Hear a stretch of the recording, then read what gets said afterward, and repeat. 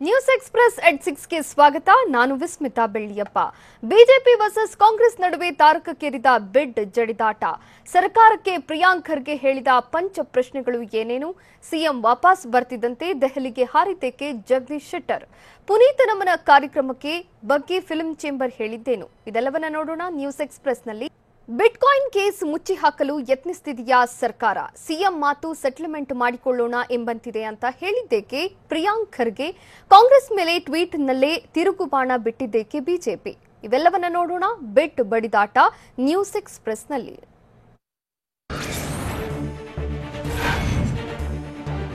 Bitcoin ಪ್ರಕರಣಕ್ಕೆ ಸಂಬಂಧಪಟ್ಟಂತೆ ಕಾಂಗ್ರೆಸ್ ನಾಯಕ ಪ್ರಿಯಾಂಕ್ ಖರ್ಗೆ ಸರ್ಕಾರದ ವಿರುದ್ಧ ಗುಡುಗಿದ್ದಾರೆ.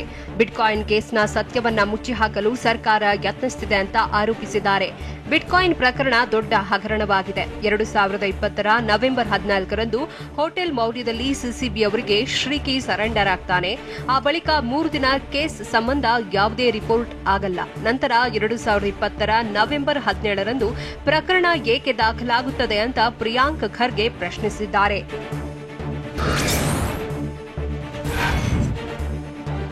ಬಿಟ್ಕಾಯಿನ್ ವಿಚಾರವಾಗಿ ಪ್ರಿಯಾಂಕ್ ಖರ್ಗೆ ಹಲವು ಪ್ರಶ್ನೆಗಳನ್ನು ಮಾಡಿದ್ದಾರೆ. 2020ರ ನವೆಂಬರ್ 17ರಂದು ಕ್ರೈಮ್ ನಂಬರ್ 91/2020 ಅಡಿ ಬಿಟ್ಕಾಯಿನ್ ಪ್ರಕರಣ ದಾಖಲಾಗುತ್ತದೆ. ಬಳಿಕ ಶ್ರೀಕಿಯನ್ನ ಪೊಲೀಸರು 14 ದಿನ ಕಸ್ಟಡಿಗೆ ಪಡೆಯುತ್ತಾರೆ. ನಂತರ ಕ್ರೈಮ್ ಸಂಖ್ಯೆ 153/2020 ಅಡಿ ಮತ್ತೊಮ್ಮೆ ಹೈಡ್ರೋ ಗಾಂಜಾ ತರಿಸುತ್ತಿದ್ದ ಆರೋಪದಲ್ಲಿ ಪೊಲೀಸರು ಕೇಸ್ ದಾಖಲಿಸುತ್ತಾರೆ.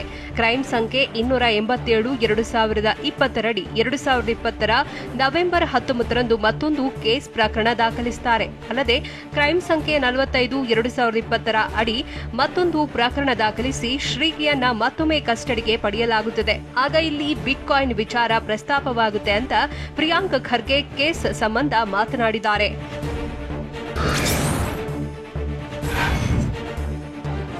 ನಮಗೆ ಕ್ರಿಪ್ಟೋ ಕರೆನ್ಸಿ ಬಿಟ್ಕಾಯಿನ್ ಬಗ್ಗೆ ಗೊತ್ತಿಲ್ಲ, ಅಂಥದ್ರಲ್ಲಿ ಲೈನ್ ಮ್ಯಾನ್ ಪವರ್ ಮ್ಯಾನ್ಗೆ ಏನ್ ಗೊತ್ತಿರುತ್ತೆ ಅಂತ ಪ್ರಕರಣ ಸಂಬಂಧ ಶಾಸಕ ಪ್ರಿಯಾಂಕ್ ಖರ್ಗೆ ಪ್ರಶ್ನಿಸಿದ್ದಾರೆ.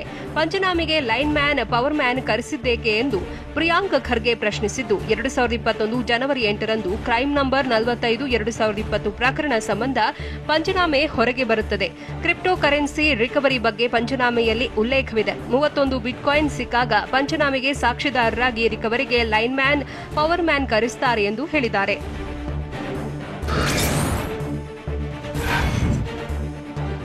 ನನ್ನ ಪುತ್ರನಿಗೆ ತನಿಖಾಧಿಕಾರಿಗಳು ಮಾದಕ ವಸ್ತು ಕೊಡ್ತಿದ್ದಾರೆ ಅಂತ ಮ್ಯಾಜಿಸ್ಟ್ರೇಟ್ಗೆ ಶ್ರೀಕಿ ತಂದೆ ಗೋಪಾಲ್ ರಮೇಶ್ ಅರ್ಜಿ ಸಲ್ಲಿಸಿದ್ದಾರೆ ಅಂತ ಪ್ರಿಯಾಂಕ್ ಖರ್ಗೆ ಹೇಳಿದ್ದಾರೆ.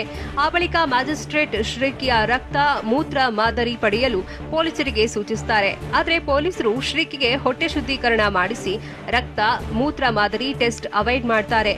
ಈ ವೇಳೆ ಸರ್ಕಾರಿ ಆಸ್ಪತ್ರೆಯಲ್ಲಿ ಟೆಸ್ಟ್ ಮಾಡಿಸದೆ ಸಾಕ್ಷ್ಯ ನಾಶ ಮಾಡಲು ಯತ್ನಿಸಿದ್ದಾರೆ ಅಂತಾನೂ ಪ್ರಿಯಾಂಕ್ ಖರ್ಗೆ ಆರೋಪಿಸಿದ್ದಾರೆ.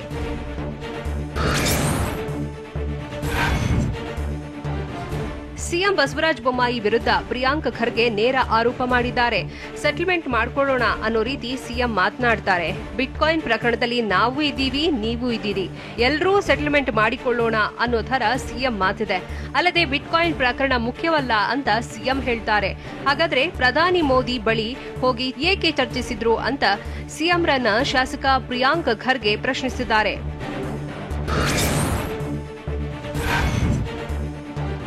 ಬಿಟ್ಕಾಯಿನ್ ಕೇಸ್ಗೆ ಸಂಬಂಧಪಟ್ಟಂತೆ ಈಗಾಗಲೇ ಸಿಸಿಬಿ ವಿಚಾರಣೆ ಮಾಡಲಾಗಿದೆ.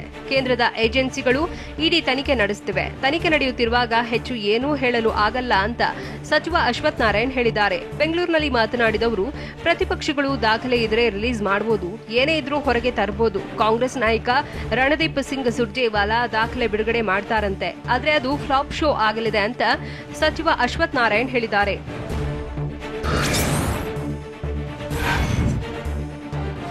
ಬಿಟ್ಕಾಯಿನ್ ಪ್ರಕರಣ ಬಗ್ಗೆ ಕಾಂಗ್ರೆಸ್ನವರು ಸುಳ್ಳಿನ ಪ್ರಚಾರ ಮಾಡ್ತಿದ್ದಾರೆ, ಆಧಾರ ರಹಿತ ಆರೋಪ ಮಾಡ್ತಿದ್ದಾರೆ. ಹೀಗಂತ ರಾಜ್ಯ ಬಿಜೆಪಿ ಪ್ರಧಾನ ಕಾರ್ಯದರ್ಶಿ ಮಹೇಶ್ ಟೆಂಗಿನಕಾಯಿ ಹುಬ್ಬಳ್ಳಿಯಲ್ಲಿ ಹೇಳಿದ್ದಾರೆ. ಶ್ರೀಕಿ ಅಲಿಯಾಸ್ ಹ್ಯಾಕರ್ ಶ್ರೀಕೃಷ್ಣ ಶಾಸಕ ಎನ್ಎ ಹ್ಯಾರಿಸ್ ಪುತ್ರ, ಮಾಜಿ ಸಚಿವ ರುದ್ರಪ್ಪ ಲಮಾಣಿ ಪುತ್ರನ ಹೆಸರು ಹೇಳಿದ್ದಾರೆ. ಕುಂಬಳಕಾಯಿ ಕಳ್ಳ ಅಂದ್ರೆ ಕಾಂಗ್ರೆಸ್ನವರು ಹೆಗಲು ಮುಟ್ಟಿಕೊಳ್ತಿದ್ದಾರೆ. ಬಿಟ್ಕಾಯಿನ್ ಪ್ರಕರಣದ ಬಗ್ಗೆ ಸಮಗ್ರ ತನಿಖೆ ಆಗ್ತಿದೆ. ಆದರೂ ಬೇಜವಾಬ್ದಾರಿತನದ ಹೇಳಿಕೆ ನೀಡಿದ್ರೆ ಕಾಂಗ್ರೆಸ್ ವಿರುದ್ಧ ದೂರು ನೀಡಬೇಕಾಗುತ್ತೆ ಅಂತ ಮಹೇಶ್ ತೆಂಗಿನಕಾಯಿ ಗರಂ ಆಗಿದ್ದಾರೆ.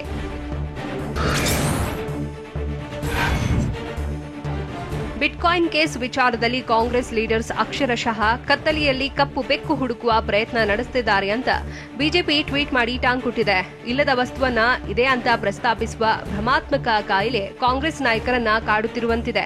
ಸಿದ್ದರಾಮಯ್ಯನವರೇ ಟಿಪ್ಪು ಕುರಿತಾದ ಸುಳ್ಳು ಇತಿಹಾಸ ಓದುವ ಬದಲು ಬಿಟ್ಕಾಯಿನ್ ಕುರಿತಾದ ಚಾರ್ಜ್ ಶೀಟ್ ತರಿಸಿಕೊಂಡು ಓದಿ ಅಂತ ಬಿಜೆಪಿ ಟ್ವೀಟ್ನಲ್ಲಿ ಸಿದ್ದರಾಮಯ್ಯ ವಿರುದ್ಧ ವ್ಯಂಗ್ಯವಾಡಿದೆ.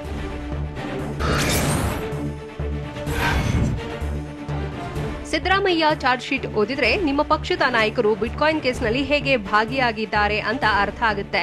ಈ ಹಗರಣಕ್ಕೆ ನೀವೇ ಪರೋಕ್ಷ ಬೆಂಬಲ ನೀಡಿರಬಹುದೆಂಬ ಶಂಕೆ ರಾಜ್ಯದ ಜನರನ್ನ ಕಾಡ್ತಿದೆ ಅಂತ ಬಿಜೆಪಿ ಸಿದ್ದರಾಮಯ್ಯರನ್ನ ತರಾಟೆಗೆ ತೆಗೆದುಕೊಂಡಿದೆ. ಅಲ್ಲದೆ ದಲಿತ ವಿರೋಧಿ ಸಿದ್ದರಾಮಯ್ಯ ಈಗ ಹಿಟ್ ಅಂಡ್ ರನ್ ರಾಜಕೀಯ ಆರಂಭಿಸಿದ್ದಾರೆ. ದಲಿತ ವಿರೋಧಿ ಹೇಳಿಕೆ ನೀಡಿದ್ದು ಸಿದ್ದು ಆ ಆಕ್ರೋಶದ ಬೆಂಕಿಯಿಂದ ಪಾರಾಗಲು ಬಿಟ್ಕಾಯಿನ್ ವಿಚಾರ ತೇಲಿಬಿಟ್ಟಿದ್ದಾರೆ. ಈ ದಲಿತ ವಿರೋಧಿಗೆ ತಕ್ಕ ಪಾಠ ಕಲಿಸಲು ಈಗ ಕಾಲ ಪಕ್ವವಾಗಿದೆ ಅಂತಾನೂ ಟ್ವೀಟ್ನಲ್ಲೇ ಬಿಜೆಪಿ ಗುಡುಗಿದೆ.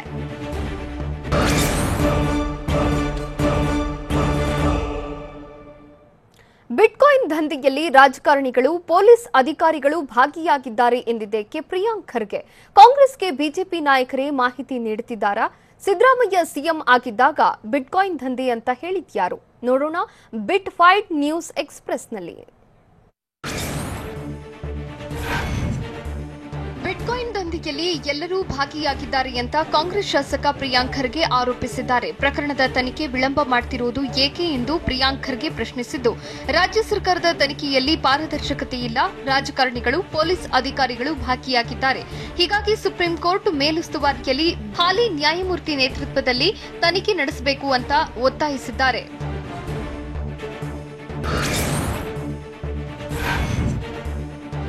ಮುಖ್ಯಮಂತ್ರಿ ಸ್ಥಾನದಿಂದ ಬಸವರಾಜ ಬೊಮ್ಮಾಯಿಯನ್ನ ಕೆಳಗಿಳಿಸೋದು ಹೈಕಮಾಂಡ್ಗೆ ಬಿಟ್ಟಿದ್ದು ಅಂತ ಶಾಸಕ ಪ್ರಿಯಾಂಕ್ ಖರ್ಗೆ ಹೇಳಿದ್ದಾರೆ. ಡಿಜಿಟಲ್ ಇಂಡಿಯಾ ಅಂದ್ರೆ ಹ್ಯಾಕ್ ಮಾಡೋದಲ್ಲ.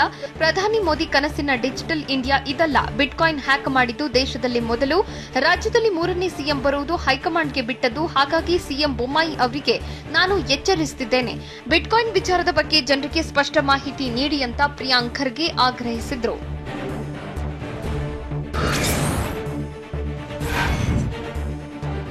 ಬಿಟ್ಕಾಯಿನ್ ಕೇಸ್ ಮುಚ್ಚಿ ಹಾಕುವ ಪ್ರಯತ್ನ ನಡೆಯುತ್ತಿದೆ. ಮೊದಲಿನಿಂದಲೂ ಪ್ರಕರಣ ಮುಚ್ಚಿ ಹಾಕಲು ಯತ್ನಿಸುತ್ತಿದ್ದಾರೆ ಅಂತ ಕೆಪಿಸಿಸಿ ಅಧ್ಯಕ್ಷ ಡಿಕೆ ಶಿವಕುಮಾರ್ ಆರೋಪಿಸಿದ್ದಾರೆ. ಟಿವಿ9 ಜೊತೆ ಮಾತನಾಡಿದ ಅವರು, ಬಿಟ್ಕಾಯಿನ್ ಬಗ್ಗೆ ಸರ್ಕಾರದಿಂದ ಅವರಿಗೆ ಏನು ಬೇಕೋ ಅದನ್ನಷ್ಟೇ ಬಿಡುಗಡೆ ಮಾಡಿದ್ದಾರೆ. ಪ್ರಧಾನಿ ಮೋದಿಗೆ ಬರೆದಿರುವ ಪತ್ರದ ಬಗ್ಗೆ ಮಾತನಾಡುತ್ತಿಲ್ಲ ಅಂತ ಪ್ರಶ್ನಿಸಿದ್ದಾರೆ.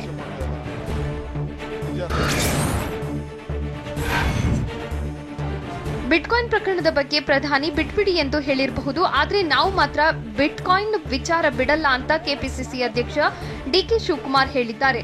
ಬಿಟ್ಕಾಯಿನ್ ದಂಧೆ ನಾವು ದಾಖಲೆ ಸಂಗ್ರಹಿಸುತ್ತೇವೆ. ಸಮಯ ಬಂದಾಗ ಖಂಡಿತ ದಾಖಲೆ ರಿಲೀಸ್ ಮಾಡ್ತೇವೆ. ನಾವು ಸುಮ್ಮನೆ ಕುಳಿತುಕೊಳ್ಳೋದಿಲ್ಲ. ಬಿಜೆಪಿ ನಾಯಕರೇ ನಮಗೆ ಮಾಹಿತಿ ನೀಡುತ್ತಿದ್ದಾರೆ ಎಂದು ಡಿಕೆಶಿ ತಿಳಿಸಿದ್ದಾರೆ.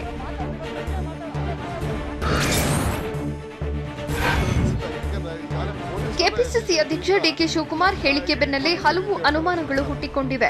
ಬಿಜೆಪಿ ನಾಯಕರೇ ನಮಗೆ ಮಾಹಿತಿ ನೀಡುತ್ತಿದ್ದಾರೆ ಅಂತ ಡಿಕೆಶಿ ಹೇಳಿದ್ದು, ಸಿಎಂಗೆ ಪಾರ್ಟಿಯಲ್ಲೇ ಶತ್ರುಗಳು ಹುಟ್ಟುವಂತೆ ಮಾಡಿದೆ. ಅಲ್ಲದೆ ಬಿಜೆಪಿಯಿಂದಲೇ ಕಾಂಗ್ರೆಸ್ಗೆ ಮಾಹಿತಿ ಹೋಗ್ತಿದ್ಯಾ?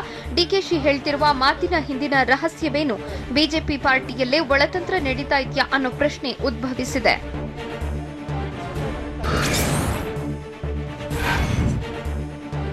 ರಾಜ್ಯ ರಾಜಕೀಯದಲ್ಲಿ ಬಿಟ್ಕಾಯಿನ್ ವಿಚಾರ ಭಾರೀ ವಿವಾದ ಸೃಷ್ಟಿಸಿದ್ದು, ಕಾಂಗ್ರೆಸ್ ಬಿಜೆಪಿ ನಡುವೆ ವಾಕ್ಸಮರ ಜೋರಾಗಿದೆ. ಈ ಮಧ್ಯೆ ಬಿಜೆಪಿ ವಿರುದ್ಧ ಬಿಟ್ಕಾಯಿನ್ ಬ್ರಹ್ಮಾಸ್ತ್ರ ಪ್ರಯೋಗಿಸಲು ಸಿದ್ದರಾಮಯ್ಯ ರೆಡಿಯಾಗಿದ್ದು, ಶೀಘ್ರವೇ ಬಾಂಬ್ ಸಿಡಿಸಲಿದ್ದಾರೆ ಎನ್ನಲಾಗಿದೆ. ಹೀಗಾಗಿ ರಾಜ್ಯ ಸರ್ಕಾರವನ್ನ ಬಿಟ್ಕಾಯಿನ್ ಭೂತ ಕಾಡುವ ಸಾಧ್ಯತೆ ಇದೆ. ಮುಂದಿನ ಚುನಾವಣೆಗೆ ಸಿದ್ದು ಬಿಟ್ಕಾಯಿನ್ ಬ್ರಹ್ಮಾಸ್ತ್ರ ಪ್ರಯೋಗಿಸುವ ನಿರೀಕ್ಷೆ ಇದ್ದು, ಸಂಪೂರ್ಣ ದಾಖಲೆ ಸಂಗ್ರಹಿಸುತ್ತಿದ್ದಾರಂತೆ.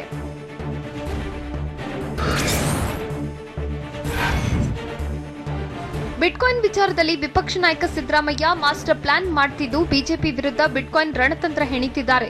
ಕಳೆದ ಒಂದು ವಾರದಿಂದ ನಿರಂತರವಾಗಿ ಬಿಟ್ಕಾಯಿನ್ ಬಗ್ಗೆ ಸಿದ್ದರಾಮಯ್ಯ ಪಿನ್ ಟು ಪಿನ್ ಮಾಹಿತಿ ಸಂಗ್ರಹಿಸುತ್ತಿದ್ದಾರೆ. ಬಿಟ್ಕಾಯಿನ್ ಕೇಸ್ ಬಗ್ಗೆ ಆಂತರಿಕವಾಗಿ ಮಾಹಿತಿ ಕಲೆ ಹಾಕ್ತಾ ಇದ್ದು, ನಿವೃತ್ತ ಅಧಿಕಾರಿಗಳು ಪೊಲೀಸ್ ಮೂಲಗಳಿಂದ ಮಾಹಿತಿ ಸಂಗ್ರಹಿಸುತ್ತಿದ್ದಾರೆ.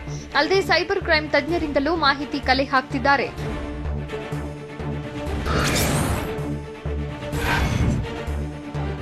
ಬಿಟ್ಕಾಯಿನ್ ಬಿಟ್ಕಾಯಿನ್ ವಿಚಾರ ಈಗಾಗಲೇ ಕಾಂಗ್ರೆಸ್ ಬಿಜೆಪಿ ನಡುವೆ ವಾಕ್ಸಮರ ಜೋರಾಗಿದ್ದು ಪ್ರಕರಣ ಇದೀಗ ಮತ್ತೊಂದು ಹಂತ ತಲುಪುವ ಸಾಧ್ಯತೆ ಇದೆ. ಸಾಕ್ಷ್ಯಾಧಾರ ಸಿದ್ಧಪಡಿಸಿ ದಾಖಲೆ ಬಿಡುಗಡೆಗೆ ಸಿದ್ದರಾಮಯ್ಯ ಪ್ಲಾನ್ ಮಾಡಿದ್ದು ಕಾನೂನು ತಜ್ಞರ ಜೊತೆಯೂ ಮಾತನಾಡಿದ್ದಾರೆ. ಅಗತ್ಯ ದಾಖಲೆಗಳು ಸಿಕ್ಕರೆ ಮುಂದಿನ ವಾರವೇ ಸಿದ್ದರಾಮಯ್ಯ ಸುದ್ದಿಗೋಷ್ಠಿ ನಡೆಸುವ ಸಾಧ್ಯತೆ ಇದೆ. ಬಿಟ್ಕಾಯಿನ್ ಕೇಸ್ ಅನ್ನು ಚುನಾವಣಾ ವಿಚಾರವಾಗಿ ಮಾಡಲು ತಂತ್ರ ರೂಪಿಸಿದ್ದಾರೆ.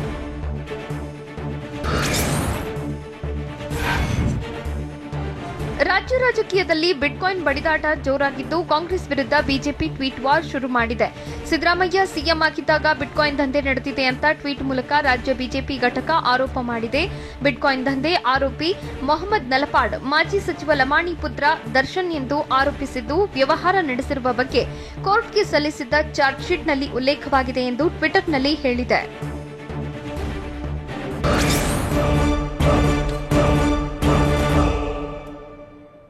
ನ್ಯಾಯಾಲಯಗಳ ಅಗತ್ಯ ಇಲ್ಲವೇ ಅಂತ ಸಿದ್ದರಾಮಯ್ಯ ಪ್ರಶ್ನಿಸಿದ್ದೇಕೆ? ದಿಢೀರಾಗಿ ದೆಹಲಿಗೆ ಹಾರಿದ್ದೇಕೆ ಜಗದೀಶ್ ಶೆಟ್ಟರ್? ಪುನೀತ್ ನಮನ ಕಾರ್ಯಕ್ರಮದ ಬಗ್ಗೆ ಫಿಲ್ಮ್ ಚೇಂಬರ್ ಹೇಳಿದ್ದೇನು? ನೋಡೋಣ ಸಮಗ್ರ ನ್ಯೂಸ್ ಎಕ್ಸ್‌ಪ್ರೆಸ್‌ನಲ್ಲಿ. ಬಿಟ್ಕಾಯಿನ್ ಹಗರಣ ರಾಜ್ಯ ರಾಜಕೀಯದಲ್ಲಿ ತಲ್ಲಣ ಸೃಷ್ಟಿಸಿದ್ದು ಆರೋಪ ನಿರ್ಲಕ್ಷಿಸಿ ಅಂದ್ರೆ ತನಿಖೆ ಕೈಬಿಡಿ ಎಂದಲ್ಲವೇ ಅಂತ ಸರ್ಕಾರಕ್ಕೆ ಟ್ವೀಟ್ನಲ್ಲಿ ಮಾಜಿ ಸಿಎಂ ಸಿದ್ದರಾಮಯ್ಯ ಪ್ರಶ್ನೆ ಮಾಡಿದ್ದಾರೆ. ಆರೋಪದ ಬಗ್ಗೆ ತನಿಖೆ ನಡೆಸಿ ಎಂದು ಪ್ರಧಾನಿ ಹೇಳಬೇಕು. ಆರೋಪ ಸುಳ್ಳೆಂದು ಸಾಬೀತುಪಡಿಸಲು ತನಿಖೆ ನಡೆಸಬೇಕು. ಅದು ಬಿಟ್ಟು ಆರೋಪ ನಿರ್ಲಕ್ಷಿಸಿ ಎಂದು ಪ್ರಧಾನಿ ಹೇಳಿದ್ರೆ ನ್ಯಾಯಾಲಯಗಳ ಅಗತ್ಯ ಇಲ್ಲವೇ ಎಂದು ಸಿದ್ದರಾಮಯ್ಯ ಪ್ರಶ್ನೆ ಮಾಡಿದ್ದಾರೆ. ಅಲ್ಲದೆ ಪ್ರಧಾನಿಯ ಏಕಪಕ್ಷೀಯ ತೀರ್ಮಾನವೇ ಅಂತಿಮವೇ ಅಂತ ಟ್ವೀಟ್ ಮೂಲಕ ಹೇಳಿದ್ದಾರೆ. ಸರ್ಕಾರ ನಮ್ಮನ್ನ ಬ್ಲಾಕ್ ಮೇಲ್ ಮಾಡುವುದು ಬೇಡ, ನಮ್ಮವರು ಯಾರಾದರೂ ಭಾಗಿಯಾಗಿದ್ದರೆ ಒತ್ತು ಒಳಹಾಕಿ ಅಂತ ರಾಜ್ಯ ಸರ್ಕಾರಕ್ಕೆ ಮಾಜಿ ಸಚಿವ ಪ್ರಿಯಾಂಕ್ ಖರ್ಗೆ ಆಗ್ರಹಿಸಿದ್ದಾರೆ. ಬಿಟ್ಕಾಯಿನ್ ಪ್ರಕರಣ ಡೈವರ್ಟ್ ಮಾಡಲು ಕಾಂಗ್ರೆಸ್ ನಾಯಕರು ಇದ್ದಾರೆಂದು ಆರೋಪ ಮಾಡುತ್ತಿದ್ದಾರೆ. ಆದರೆ ಏನೇನೋ ಹೇಳಿ ಜನರನ್ನ ಕನ್ಫ್ಯೂಸ್ ಮಾಡೋದು ಬೇಡ. ಪ್ರಕರಣದಲ್ಲಿ ಯಾರೇ ಇದ್ದರೂ ಮುಲಾಜಿಲ್ಲದೆ ಬಂಧಿಸಿ ಎಂದು ಕೆಪಿಸಿಸಿ ಕಚೇರಿಯಲ್ಲಿ ಶಾಸಕ ಪ್ರಿಯಾಂಕ್ ಖರ್ಗೆ ಹೇಳಿದ್ದಾರೆ.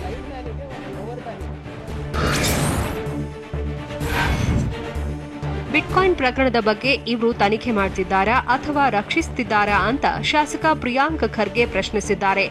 ತನ್ನಲ್ಲಿರುವ ಬಿಟ್ಕಾಯಿನ್ ಕೊಡೋದಾಗಿ ಶ್ರೀಗೆ ಹೇಳ್ತಾನೆ, ಆದ್ರೆ ಬೇಡ ನೀನೇ ಸೇಫ್ ಆಗಿ ಇಟ್ಟಿರುವಂತ ವಕೀಲರು ಹೇಳ್ತಾರೆ. ಬಿಟ್ಕಾಯಿನ್ ಹಸ್ತಾಂತರಿಸಿದ್ರೆ ಬೇಲ್ ಸಿಗಲ್ಲ ಅಂತಾರೆ ಎಂದು ಪ್ರಿಯಾಂಕ್ ಖರ್ಗೆ ಆರೋಪಿಸಿದ್ದು, ರಾಜ್ಯ ಸರ್ಕಾರದ ಉದ್ದೇಶ ಜನರಿಗೆ ಮಾಹಿತಿ ನೀಡುವುದಲ್ಲ, ಬದಲಿಗೆ ಕೇಸ್ ಮುಚ್ಚೋದು ಎಂದು ಪ್ರಿಯಾಂಕ್ ಆರೋಪಿಸಿದ್ದಾರೆ.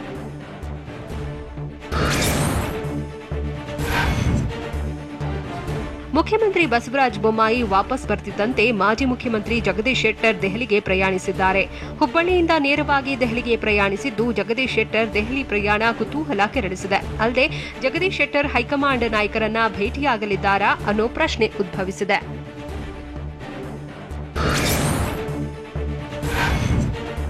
ವಿಧಾನ ಪರಿಷತ್ ಚುನಾವಣೆ ಸಂಬಂಧ ಹಾಸನದಲ್ಲಿ ಮುಖಂಡರ ಜೊತೆ ಮಾಜಿ ಪ್ರಧಾನಿ ಎಚ್ಡಿ ದೇವೇಗೌಡ ಸಭೆ ನಡೆಸಿದ್ದಾರೆ. ಹಾಸನ ಸಂಸದ ಪ್ರಜ್ವಲ್ ರೇವಣ್ಣ ನಿವಾಸದಲ್ಲಿ ನಡೆದ ಸಭೆಯಲ್ಲಿ ಹಾಸನ ಜಿಲ್ಲೆಯ ಶಾಸಕರು ಕಾರ್ಯಕರ್ತರ ಜೊತೆ ಮಾತುಕತೆ ನಡೆಸಿ ಅಭ್ಯರ್ಥಿ ಆಯ್ಕೆಗೆ ಅಭಿಪ್ರಾಯ ಸಂಗ್ರಹಿಸಿದರು. ಇದೇ ವೇಳೆ ಮಾಜಿ ಸಚಿವ ಎಚ್ಡಿ ರೇವಣ್ಣ ಪತ್ನಿ ಭವಾನಿಗೆ ಟಿಕೆಟ್ ನೀಡಲು ಶಾಸಕರು ಒತ್ತಾಯಿಸಿದ್ದಾರೆ. ಭವಾನಿ ರೇವಣ್ಣಗೆ ಟಿಕೆಟ್ ನೀಡುವಂತೆ ಬೇಲೂರು ಶಾಸಕ ಕೆಎಸ್ ಲಿಂಗೇಶ್ ಪ್ರಸ್ತಾಪ ಮಾಡಿದ್ದು ಶಾಸಕ ಬಾಲಕೃಷ್ಣ ಬೆಂಬಲಿಸಿದ್ದಾರೆ.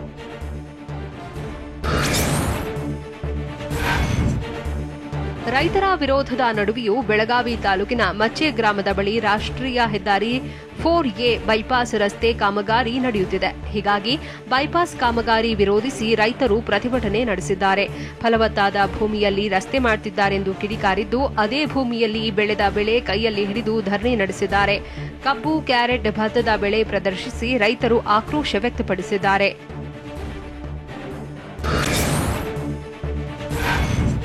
ರಾಜ್ಯ ಸರ್ಕಾರದ ಆದೇಶದಂತೆ ಬೈಪಾಸ್ ಕಾಮಗಾರಿ ನಡೆಸುತ್ತಿದ್ದೇವೆ ಅಂತ ಟಿವಿ9ಗೆ ಬೆಳಗಾವಿ ಡಿಸಿ ಎಂಜಿ ಹಿರೇಮಠ ಹೇಳಿದ್ದಾರೆ. ಒಟ್ಟು 825 ರೈತರಿಗೆ 27 ಕೋಟಿ ಪರಿಹಾರ ನೀಡಿದ್ದು, ಇನ್ನುಳಿದವರಿಗೆ ಮನವೊಲಿಸಿ ಪರಿಹಾರವನ್ನ ನೀಡುತ್ತೇವೆ. ಪರಿಹಾರ ತೆಗೆದುಕೊಳ್ಳದಿದ್ರೆ ಕೋರ್ಟ್ ಮೂಲಕ ಕೊಡ್ತೇವೆ ಎಂದು ಡಿಸಿ ತಿಳಿಸಿದರು. ಅಲ್ಲದೆ ಪರಿಹಾರಕ್ಕಾಗಿ ಯಾರೂ ಮಧ್ಯವರ್ತಿಗಳ ಬಳಿ ಹೋಗಬೇಡಿ, ನೇರವಾಗಿ ನಮ್ಮ ಕಚೇರಿಗೆ ಬಂದ್ರೆ ಪರಿಹಾರ ಕೊಡುತ್ತೇವೆ ಎಂದು ಜಿಲ್ಲಾಧಿಕಾರಿ ಹೇಳಿದರು.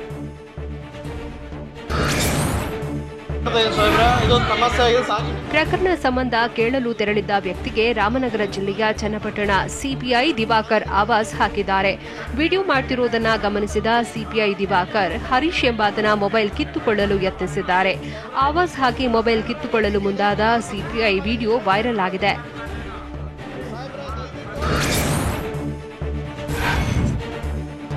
ಅಪ್ಪುಗೆ ಶ್ರದ್ಧಾಂಜಲಿ ಸಲ್ಲಿಸಲು ಚಲನಚಿತ್ರ ವಾಣಿಜ್ಯ ಮಂಡಳಿ ಪುನೀತ ನಮನ ಕಾರ್ಯಕ್ರಮ ಆಯೋಜಿಸಲಿದ್ದು ನವೆಂಬರ್ 16ರಂದು ಅರಮನೆ ಮೈದಾನದಲ್ಲಿ ಕಾರ್ಯಕ್ರಮ ನಡೆಯಲಿದೆ. ಈ ಬಗ್ಗೆ ಸುದ್ದಿಗೋಷ್ಠಿ ನಡೆಸಿ ಫಿಲಂ ಚೇಂಬರ್ ಮುಖ್ಯಸ್ಥರು ಮಾಹಿತಿ ನೀಡಿದ್ದಾರೆ. ದಕ್ಷಿಣ ಭಾರತದ ಚಿತ್ರರಂಗದ ಸ್ಟಾರ್ಗಳು ಸೇರಿದಂತೆ ರಾಜಕೀಯ ನಾಯಕರು ಕಾರ್ಯಕ್ರಮದಲ್ಲಿ ಭಾಗಿಯಾಗಲಿದ್ದಾರೆ. ನಮ್ಮ ಕಾರ್ಯಕ್ರಮ ಸಿನಿಮಾ ರಂಗಕ್ಕೆ ಮಾತ್ರ ಸೀಮಿತವಾಗಿದೆ ಅಂತ ಫಿಲಂ ಚೇಂಬರ್ ಮಾಜಿ ಅಧ್ಯಕ್ಷ ಸಾರಾ ಗೋವಿಂದು ಮಾಹಿತಿ ನೀಡಿದ್ದಾರೆ.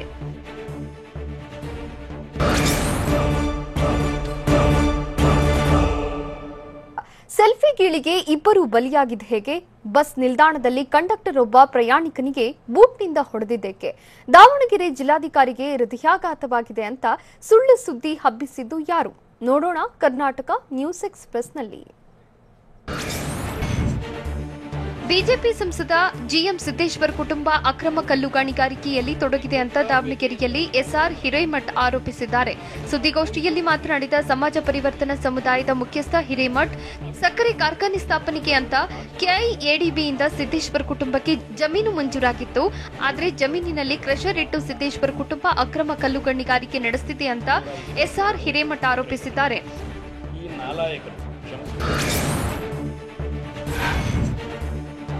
ಬಾಗಲಕೋಟೆಯಲ್ಲಿ ಶಾಸಕ ವೀರಣ್ಣ ಚಿರಂತಿಮಠ ಮಾಜಿ ಶಾಸಕ ವಿಜಯಾನಂದ ಕಾಶಪ್ಪನವರ ವಿರುದ್ಧ ವಾಗ್ದಾಳಿ ನಡೆಸಿದ್ದಾರೆ. ವೀರ್ ಸಾರ್ವರ್ಕರ್ ಬಗ್ಗೆ ಅಶ್ಲೀಲ ಪದ ಬಳಕೆ ಮಾಡಿದ್ದ ಕಾಶಪ್ಪನವರಿಗೆ ತಿರುಗೇಟು ಕೊಟ್ಟಿದ್ದಾರೆ. ಕಾಶಪ್ಪನವರು ಸಣ್ಣತನ ತೋರಿಸುತ್ತಾರೆ ಅಂತ ಕಿಡಿಕಾರಿದ್ದಾರೆ. ದೊಡ್ಡವರ ಬಗ್ಗೆ ಯಾರೂ ಸಹ ಅಶ್ಲೀಲ ಪದ ಬಳಸಬಾರದು, ಇದರಿಂದ ವೀರ ಸಾರ್ವರ್ಕರ್ ಅವರ ಇಮೇಜ್ ಕಡಿಮೆಯಾಗಲ್ಲ ಅಂತ ಕಾಶಪ್ಪನವರಿಗೆ ಚಿರಂತಿಮಠ ಟಾಂಗ್ ಕೊಟ್ಟಿದ್ದಾರೆ.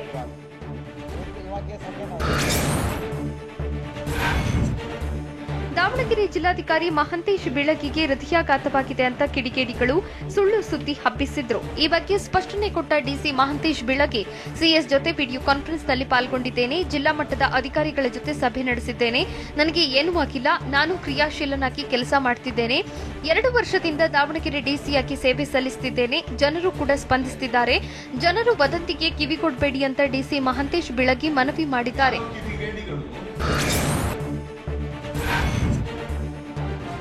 ಜಿಎಂ ಶುಗರ್ಸ್ ಕಾರ್ಖಾನೆಗೆ ಸಂಬಂಧಪಟ್ಟಂತೆ ಎಸ್ಆರ್ ಹಿರೇಮಠ್ ದಾಖಲೆ ರಿಲೀಸ್ ಮಾಡಿದ್ರು. ಹಾವೇರಿ ಜಿಲ್ಲೆ ರಟ್ಟಿಹಳ್ಳಿ ತಾಲೂಕಿನ ಚಟ್ನಳ್ಳಿ ಸರ್ವೆ ನಂಬರ್ 40/1, 2, 3, 4, 5, 6ರಲ್ಲಿ 1 ಎಕರೆ 20 ಗುಂಟೆಯಲ್ಲಿ ಅಕ್ರಮ ಕಲ್ಲು ಗಣಿಗಾರಿಕೆ ನಡೆಸಲಾಗುತ್ತಿದೆ. ಗಣಿ ಮತ್ತು ಭೂ ವಿಜ್ಞಾನ ಇಲಾಖೆ ತನಿಖೆಯಿಂದ ಇದು ಸ್ಪಷ್ಟವಾಗಿದೆ. ಹೀಗಾಗಿ ಜಿಎಂ ಶುಗರ್ಸ್ ವಿರುದ್ಧ ಸೂಕ್ತ ಕ್ರಮ ಕೈಗೊಳ್ಳುವಂತೆ ಸರ್ಕಾರವನ್ನ ಎಸ್ಆರ್ ಹಿರೇಮಠ್ ಒತ್ತಾಯಿಸಿದ್ದಾರೆ.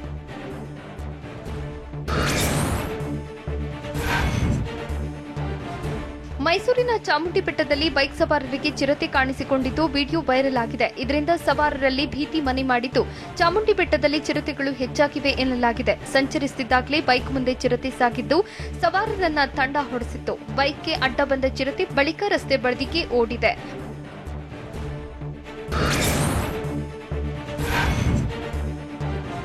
ಮೃತ ಗರ್ಭಿಣಿ ಹೊಟ್ಟೆಯಲ್ಲಿದ್ದ ಶಿಶುವಿನ ಜೀವ ಉಳಿಸಿದ ಗದಗದ ಆಸ್ಪತ್ರೆ ವೈದ್ಯರನ್ನ ಸಚಿವ ಸಿಸಿ ಪಾಟೀಲ್ ಅಭಿನಂದಿಸಿದ್ದಾರೆ. ತಾಯಿ ಮೃತಪಟ್ಟ ಬಳಿಕ 10 ನಿಮಿಷದಲ್ಲಿ ಆಪರೇಷನ್ ಮಾಡಿ ದಂಡಪ್ಪ ಮಾನ್ವಿ ಆಸ್ಪತ್ರೆ ವೈದ್ಯರು ಶಿಶುವನ್ನ ಕಾಪಾಡಿದ್ರು. ಆಸ್ಪತ್ರೆ ಆಡಳಿತಾಧಿಕಾರಿ Basavanagouda Karigoudar, doctor Shruti, doctor Vinod, doctor Jayaraj, doctor Ajay, doctor Keerthan ಅವರಿಗೆ ಅಭಿನಂದನೆ ಸಲ್ಲಿಸಿದ್ರು.